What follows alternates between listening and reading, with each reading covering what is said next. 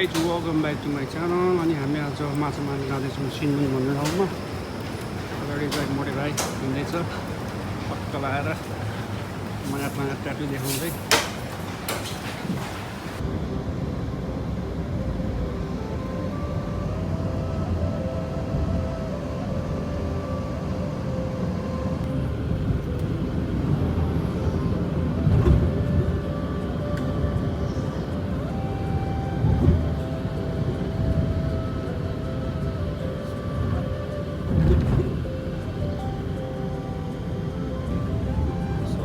साइडमा चाहिँ यस्तो वनहरू छ।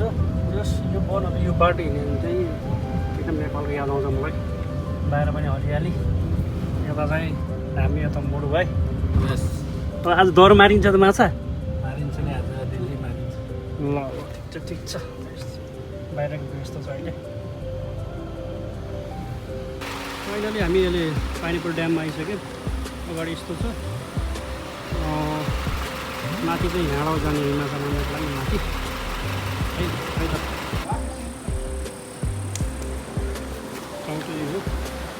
कति दामी छ, त्यतैहरू माछा मार्दो रहेछ। ठाउँ चाहिँ कति दामी छ। अब यता चाहिँ ठाउँ छैन, मेबी हेरौँ माछा मारिन्छ। छैन भने चाहिँ हामी मेबी माथि जान्छ माछा मार्नु।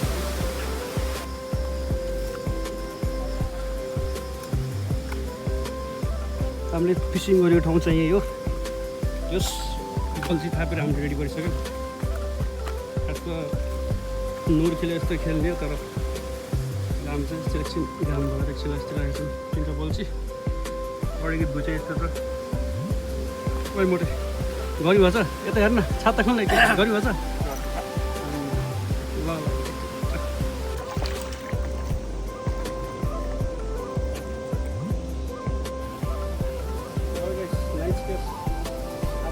नाम पनि भन्दैन माछाको।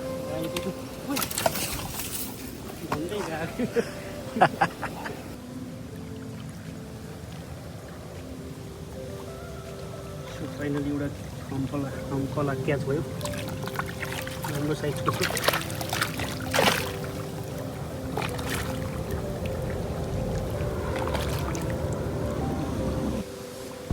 अगाडि बल्छी थापेको 3-4 घन्टा भयो। खासै माछा त परेको छैन। यसो हामी वेटिङमै छौँ। अगाडिको भ्यू चाहिँ बस्दै भाइ यहाँ चाहिँ मोटे भाइ माछा मार्दैछ। खै देखा त ल हान कडा फाले जियोस् पर्छ जस्तो त अब माछा। यता भाइ पनि भर्खर आएछ। ल ठिक छ। ल गर्मी त छ नि।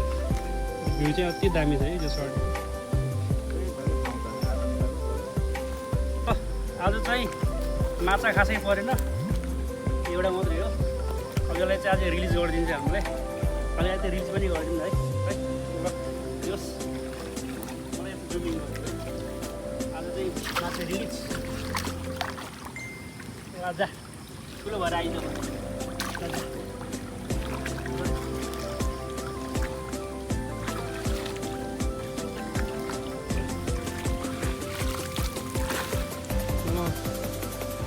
अब चाहिँ हामी घर ब्याक भएको।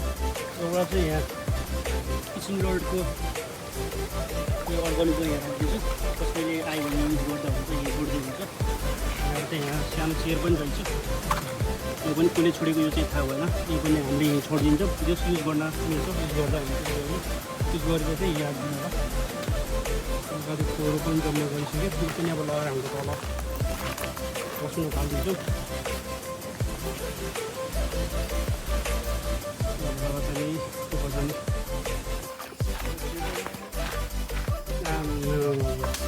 यतिको सरसफाइ चाहिँ गर्नुपर्छ कि जोस्। संस्कारी केटा हाम्रो, संस्कारी भाइ मोटु भाइ।